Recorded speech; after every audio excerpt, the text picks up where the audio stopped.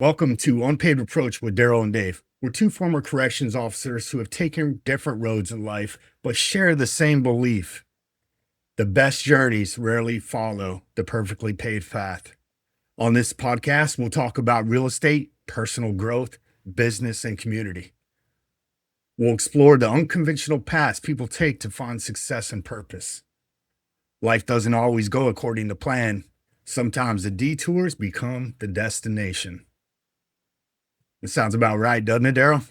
Yeah, that definitely sounds about right. Everybody wants to be such a perfectionist, but realistically, life just doesn't happen that way. You know what I mean? And there is a lot of different unpaid approaches that really go about and come about your way. That's what I really love about hearing this. And when this show was introduced and I got invited to be a part of this show, that's what really to me just stuck out because it's like thinking back through life, we can never change what happens, but you can definitely correct that path and you can definitely do something different with that path. And it's definitely an unpaved approach. I think a lot of people can really relate to that in everyday life, right?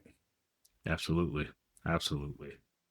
All right, man. Well, it's about time. We're finally doing this. A lot of preparation and a lot of conversations went into doing this. I'm glad we're finally kicking this off and hanging out together and having some good conversations. Oh, absolutely. And just thinking about how long we've known each other is fantastic. And I think just even being comfortable enough to share some of our experiences with everyone, I really hope people will take note of what's going on and be willing to just open up themselves as well and just kind of sit back and think about the stories that are being told because everybody is affected in different ways and hopefully to motivate and inspire some people as well to kind of just don't be afraid to be uncomfortable and take that different approach to life and just do what you got to do to really make sure that you make something out of yourself. I think that's really big. What did we first meet back in 2014? I think it was working for the prison. So, great Yeah, time to remember there. was a great time. I remember I was a sergeant making a little over 30 grand a year, thinking I'm hot stuff back in those times. Being young, I started there. I was 19 years old, and I met a lot of you guys who really just even kind of helped create who I am today. Just having the support from you all and the backing for you all, and trying to learn how to grow up myself. That was really important in a critical time. But yeah, I can't believe it was 2014. Corrections. That's think about today. Here it is 2026, talking on a golf course, trying to compete with you. You're pretty good at it. I'm trying to work on my game, but it's definitely wild times compared to how it is now. And definitely love that the friendship and bond is still there. It feels like just yesterday. So that to me is the most important piece of it. Yeah, for sure, man. I just remember first walking into the prison. Man, you were one of the first people who really took me under his wing and kind of guided me. I think that made the biggest impact on me and making me feel comfortable walking into the prison for the first time. Yeah, I appreciate that. I just think about my first day starting out there. Everybody's running around, even CO standpoint, all the egos going around and people not willing to help each other. On me coming in there, the position I was at the time, I saw you, you came in, a lot of respect. You had a good smile on your face, like you was ready to learn the business, ready to roll. And it's, you know what, for a person like that, genuine good person walking in the door, I need to do the best I can and make sure you're off to the right foot because it wasn't easy even when I first started out there. And I'm sure a couple people in different jobs can understand how that feels being a new person walking in the door, especially you seeing somebody. I know rank doesn't really matter. It matters a little bit, but they just blow you off like it's nothing. That is definitely going to change the outlook of how you feel about things. And I appreciated that. And even for you too, it was big to me having you support me as well and make sure that I was able to make a home safe every day. That made a big change in me as well. And that's why I got invited to the show, man. It's like, absolutely. You had my back since day one. I had yours. So, yeah, let's definitely talk about things and let's invite people who really want to share as well. Amen to that. Amen. What year did you end up leaving there? I don't even remember. I want to say, I think it was like 2019, if close around there, 20, maybe even 2016. I'm not fully sure. I have to kind of look at my resume for sure to kind of think about that one. But I know at the time, just getting ready to leave, it was kind of hard. It was a bittersweet because I met so many good people and had a lot of good friends at that place. But at the same time, I was just mentally in such a dark space that I knew this isn't something I can do for the rest of my life. You know what I mean? Hats off to everybody still in the business. They're doing a really good job. I know a lot of them boys and a lot of the women out there killing it, doing a great job every day, taking care of everybody. It's a lot of unsung heroes that walk around, a lot of enforcement when you hear a lot of bad things in the media, when it's like that's overall not true. And it goes on both sides because you got a lot of people that are incarcerated who are good people as well. They just could have made a bad decision. It's life, and that's part of it. But yeah, it was definitely, yeah, I think it was around that time when I remember drinking Captain and Cokes like it was Gatorade. That was like my go-to back then, just to kind of make it through the days. Compared to now, it's like I don't even really look at it that much. I remember doing a lot of drinking back then with all the boys from the shift. Oh yeah. Yeah. Friends with quite a few people that actually still work there, at least on Facebook. Yeah, same here. And I'd always just hope that everybody's being safe. It is a tough business and it's a really big mental drain on you. And then people that moved over to your counties or state trooper or whatever they decided to do, it's a tough job. It's a tough environment every day. And you think over time how it's going to play out. And also to the ones that we got quite a few friends who passed away before they even got a retirement check. So really thinking about being at those times, it was a big pivotal point in life, but it really helped shape everything I've done today, even the person I became today. And I'm sure you and a lot of us can definitely feel the same way about that. Yeah. Mm. So what are you doing now? I got my broker's license. I've been doing real estate, doing pretty good. It was a journey that I kind of stumbled upon just by really people just not responding when I needed to find a property myself. You call around and they just didn't pick up the phone. And I remember I had quite a few friends who just jokingly would be like, "Hey, why don't you do the business? You like doing business. You're that kind of person. Why don't you kind of get involved into it?" And I actually took it serious and I actually started to really enjoy it. I started doing really good at it. I started succeeding, picked on a lot of clients that unexpected out of nowhere. You just get the call and just being willing to step up for them just to make sure to take care of them. That was really big for me. And it kind of, for me, tied back into even first meeting you. Now, I mean, when you even gave me a call saying, "Hey, give me a quick hand. I got stuff going on, looking for a property." That meant a lot to me. You know what I mean? And for me, I took it to the next level. It's just like, if you trust me with that, then I got to make sure to do my best to make sure you're well taken care of. And getting my broker's license to me kind of really wraps that all together because I feel like even from a broker standpoint, which I hear a lot of agents, they're afraid to do. I don't want the responsibility. I don't want to deal with the compliance. And I look at it, so that's just lazy because ultimately you're always responsible and you're always going to be in compliance. So there's no difference. Nice part about having a broker is now I can actually be that leading authority to really help teach the next generation of agents what to really do and what not to do. And they can also slap my hand if I'm doing something wrong as well. It goes back into making sure people have your back and having your back. Everything I learned from those different industries that I worked in, whether it be corrections, whether it be retail management or headquarter management, it all makes sense. And just getting my brokers, that was a big accomplishment that I'm excited to continue to do my best to keep driving and just teach the next agents the next level on how to do it, or even investors like yourself. I know you want to invest in some properties. It's big to be able to really speak the language and to have a great understanding of what you're actually doing versus just asking someone all the time, "Hey, how am I supposed to do this the right way?" So quick question. Do brokers really have that much more responsibility?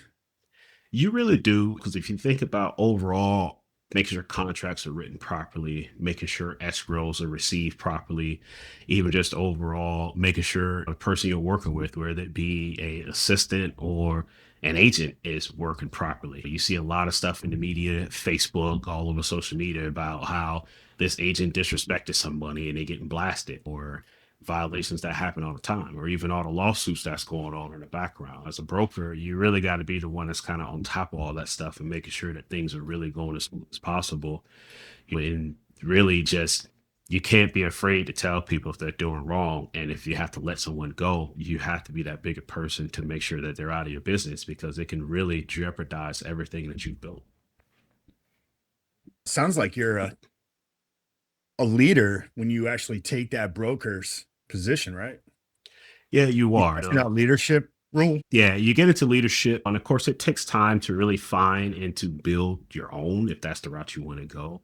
And even with the broker you first hang your license with as a realtor, it really takes time to kind of get your name up there to be a trusted person and a trusted leader and advisor walking in that door. I know even myself, I still have some little time to go, but I feel like even just by getting it, my presence when I walk in that building like commanded a little different respect versus me just walking there as an agent. And I see a lot of my senior agents, even they're okay and more comfortable tapping me on the shoulder, asking me questions and picking my brain about stuff, which to me it makes me feel good because it's okay. Like I'm actually doing what I'm supposed to do. And this is why I stepped up to take this test. The Florida broker's license, when it comes to real estate, is one of the toughest licenses to get in the business, period, outside of Colorado, California, Texas. So if you really think about the people who've made that commitment and dedication to get their license, like that's really hats off to them. When, especially when in the real estate world, this was supposed to be one of the hardest. The last 3 years was supposed to be the hardest in the business since the 2008 crash, is what they say. But it really felt good doing that. It was a huge accomplishment, and I just excited for the next chapter, especially when it comes to real estate. Was Florida, when you take that license, you're a realtor and you're a broker, you can do business anywhere in the state of Florida, right? Or Correct. can you jump around to other states, or do you have to have that state's respective license? You can jump around to a certain extent. There's what is called a mutual recognition, right? So for mutual recognition, that's where you can tap into like Georgia. Yes, I can go out there and help assist with the property, but I can't fully facilitate the contract because I don't have all the state laws. Same thing with Nebraska and some of your other ones. Like I know I'm helping a friend out coming up soon up in Colorado. I help them connect them to one of my partners, and that's the best thing to do as far as outside the state, right? Because I know people all over the country, all over the world, realistically. So what I really like to do with the people that I can't legally go myself and do the job, I make sure to find them the best partner, period, to work with so we can get the job done. And so that way I can still let them know I'm part of you when it comes to this journey. I may not get the numbers and the statistics that everybody's proud of. Oh, I got to be number one. But to me, real estate is not about being number one and not about having the statistics. It's all about taking care of my people. So that's why I don't mind outsourcing that and making sure my people are taken care of the right way. Man, I'm telling you, I experienced that firsthand, right? I mean, I called you straight from Michigan, sent you a Facebook message, and got in contact with you. And I believe he's really going to help us out. So I was really excited. So I was telling my wife that after I found you on Facebook, hey, this is my old buddy from the prison. Yeah. So, Yeah. and he's doing real estate. So we got to get in contact with him. And that's what we did, man. And you really helped us out. And it was a really good experience going through that whole process with you, and how you really made us all feel, like family.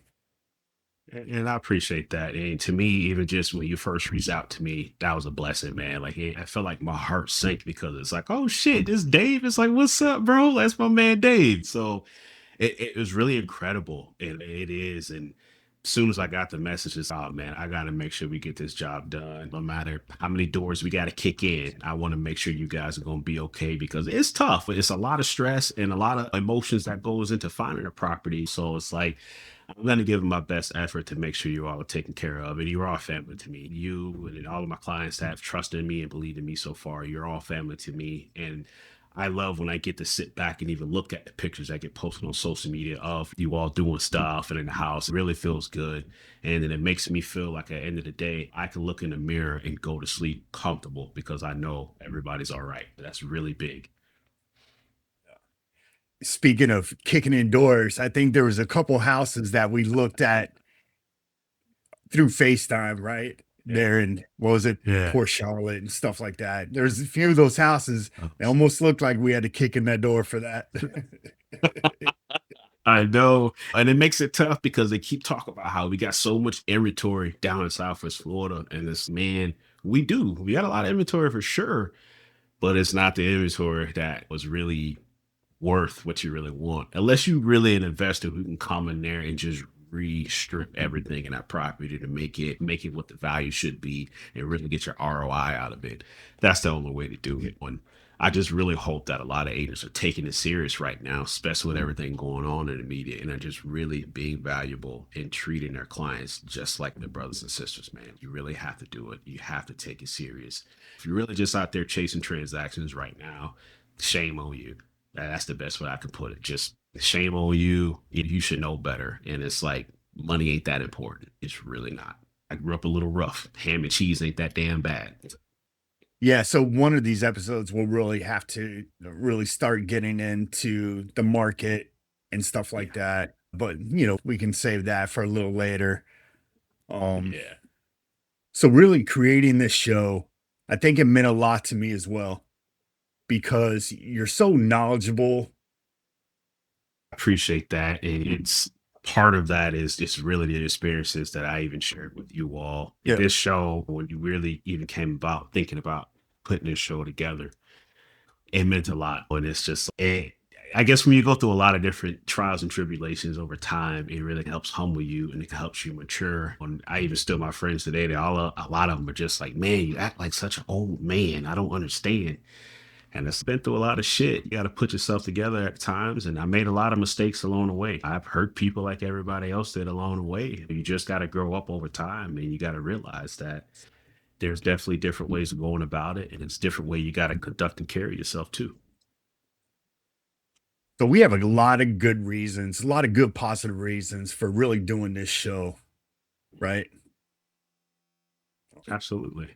No, we Yeah. do. And I hope that a lot of people take what we're talking about to heart and think about themselves and put themselves in these scenarios and just learn from it and grow from it and just realize that no matter what happened in your past, it doesn't mean anything because time never goes back. And I've said it before, time doesn't go back. You have to be willing to move forward and you got to be willing to sometimes even swallow your pride to do the right thing. But you really do. So ego's got to go away. Being afraid to step up and the woes me mentality just has to stop because it ain't going to get you nowhere in life.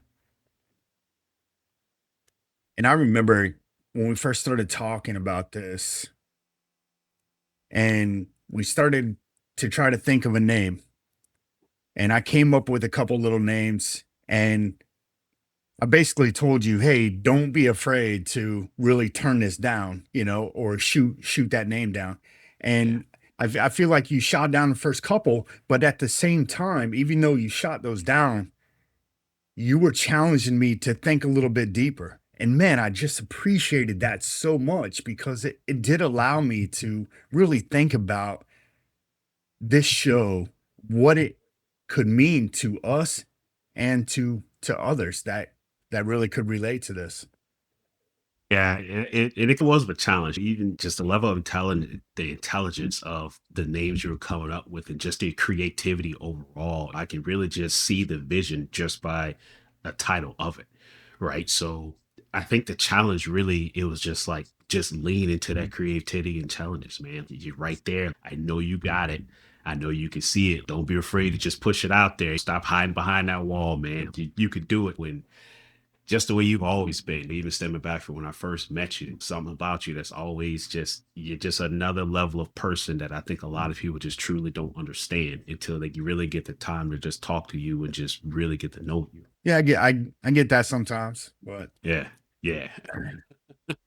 yeah, And yeah, it was definitely fun to really come up with those ideas and come up with why unpaved, why the approach. And it was just really fun. I remember I took a whole Saturday just sitting here thinking about it, thinking about what it meant, kind of looking through, the things that you've posted before and looking at your views on different things, right? I thought it was fantastic because when I saw Unpaved, I'm thinking everybody wants that smooth road and everything. Life is the Yeah. easy button that the old commercials used to be. Just press the easy button. It's cool. But when I saw Unpaved, it just really hit me and it made me smile big. And I'm like, it's always a rocky road in front of you. Like, Hell yeah. But I Yeah. mean, I thought it was perfect. I was like, that's the one. And then the approach, it's just how do you handle approaching things, right? Nobody knows. There is no guide to just say, oh, yeah, just do this. And even if you could get a manual book, it's never going to go according to that book or to the plan.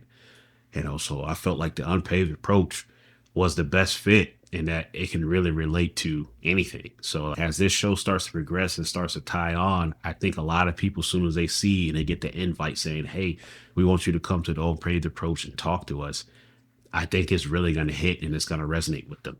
It really is. Yep. Yep. I think so too. It's just, I mean, we just don't want to talk about real estate, right? We want to be able to talk about people in the community that are really making a difference, like football coaches. Oh yeah, football coaches. I like when you even mentioned let's talk to the vets because a lot of vets they have a lot of untold stories that they go through and a lot of different approaches in life that they got to go through. You know what I mean? And it could be open up to anybody. It could be firefighters. It could be teachers. I want to hear from everybody. There's a lot of struggling people, a lot of different people that's in these different industries that's going through a tough time that really do their best every day to put forth the best effort. You know what I mean? It's like I want to hear from them. It could be somebody working at a botanical garden. I want to know what got you there. Let's talk about it. You know what I Yeah. mean? So I think it's really exciting. I'm definitely getting ready and excited to tap into that segment once we get down the line. And I think it's going to be pretty good. It's going to be some incredible guests that we have coming to the show. When just Unpaid Approach is going to be something different, something that's not really out there. And I like the way you have said it in the past. All that can really tie into real estate, right? Absolutely. But definitely can because at the end of the day, look at the building on the house you're in now. Without real estate, none of us would be here. And real estate is a topic that hits every single day because it affects somebody differently. Where there's a divorce situation that goes on, a death that happens, a family estate, kids moving to college, or whatever that's going on in life, real estate is always a part of that journey. And it really does tie into everything we do. Well, you heard it, everyone. We want to be able to have you on the show. If you have a story to tell, you want to get your story out there, or even if you know someone, let us know. Come on the show, talk about your story and talk about your approach to life and your rocky road, your unpaved road. We want to hear from you. So everyone can reach us, send us an email at unpavedapproach@gmail.com. Get in contact with us and let's have a conversation. Right? Absolutely. Let's do it. No. And don't Yeah. forget to like and subscribe to the social medias as well. We definitely want to hear from Right. you. There's a lot of different ways to communicate with us. So we can't That's wait right. to continue to grow this and we can't wait to hear our Unpaved That- Approach. Yeah, that's right. Let us know. Drop us a review. Let us know how we're doing and what can we do better. That's fair. All right, Daryl. There's one day that we were playing golf and you told me a story about you traveling through South America by yourself, man. I think it was more me trying to play golf. I think the water hazard was my best bet that day. But yeah, traveling through South America, it really helped me refresh myself on life. And it really helped reshape who I am today and really made me appreciate a lot of life also. So I think a lot of my humbleness and wisdom really does come from being over there. When you're looking at maybe 5 or 6 year old at 3 in the morning selling bags of oranges on the side of the road compared to living in America or complaining about, oh, when's the next iPhone going to drop? It really makes a big perspective on your life. And Yeah. just being able to see some of the most beautiful places ever. I remember I started out, first trip was down in Cancun. I had one of my buddies, his family invited me down there. And it just blew my mind about how beautiful this place was when all you hear about the horror stories. Oh, never travel overseas. Don't do this, do that. But I really appreciated everything. The food was fresher. The water was definitely a lot bluer. And it just made me want to continue going. And I just started just backpacking and traveling down there. Well, we're definitely have to get into that in the next show. And I'm looking forward to hearing that story again. And I was just so fascinated by it the first time. And I just remember we're out there on the golf course. You're telling me the story. We got people behind us trying to hit up into us. And I'm like, hold on, I want to hear this story. Yeah. So, But No, yeah, we'll, definitely. we'll definitely get into that in the next episode if you're good with talking about it. So looking Yeah, forward to definitely. Appreciate it. that. And I'll definitely look forward to it. Great. Well, everyone, thank you for joining us on Unpaved Approach. Keep learning, keep growing, and never be afraid to take that unpaved path. And we will see you on the next episode.